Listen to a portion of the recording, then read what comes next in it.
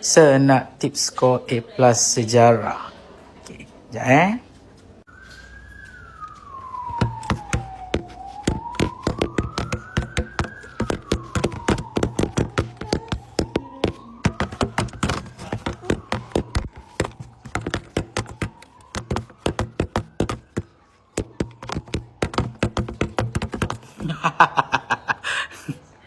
Okey.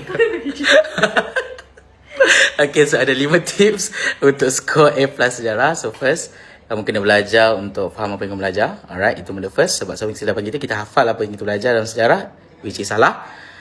The second one, kamu kena buat nota ringkas. Sebab apa? Sedang buku teks, dia sangat panjang. Jadi nota ringkas sangat penting. Jadi nota ringkas ni pastikan nota tu nota yang cantik, menggunakan banyak color. Dan juga kamu kena highlight benda-benda yang penting. Buat nota atau tulis nota. Yang ketiga adalah kamu kena hafal. Okey, hafal kata kunci penting, hafal formula-formula yang kamu cipta daripada nota kamu. Alright, menggunakan kata kunci yang kamu keluarkan daripada nota tersebut.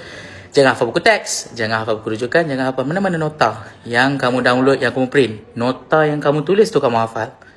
Dan yang keempat, alright, kamu kena buat latihan. Latihan tu penting. Sebab apa? Antara kesilapan pelajar adalah bila kamu belajar sejarah, kamu tulis nota panjang, lepas tu kamu terus ambil exam. Okey? Sebab apa? Sebab dalam exam tak pernah lagi keluar soalan tulis nota bab 50 markah, tak ada. Sebab kesilapan kamu adalah kamu tulis nota, lepas tu terus jawab exam. Tak boleh. Alright? Kena tengok kamu lemah kat mana. Kalau kertas 1, banyak kau buat latihan kertas 1. Kalau lemah kertas 2, buat latihan kertas 2. Okey? So itu yang keempat. So pertama tadi tulis nota. Yang pertama tadi adalah faham, belajar untuk faham. Yang kedua tulis nota. Yang ketiga hafal. Yang keempat adalah buat latihan. Dan yang kelima ni paling penting. Sebab yang kelima ni yang bantu kamu buat nombor 1, nombor 2, nombor 3 dan nombor 4. Nombor 5 ni kalau tak buat, memang tak best lah. Ataupun dia macam tak lengkap. Yang kelima, sebab yang kelima ni nak tolong nombor 1, 2, 3 dan 4. Yang kelima, kena belajar dengan Cikgu Rozi. Alright. So yang pertama, yang kelima ni yang akan tolong kamu untuk faham. Yang kelima ni untuk bantu kamu untuk buat nota.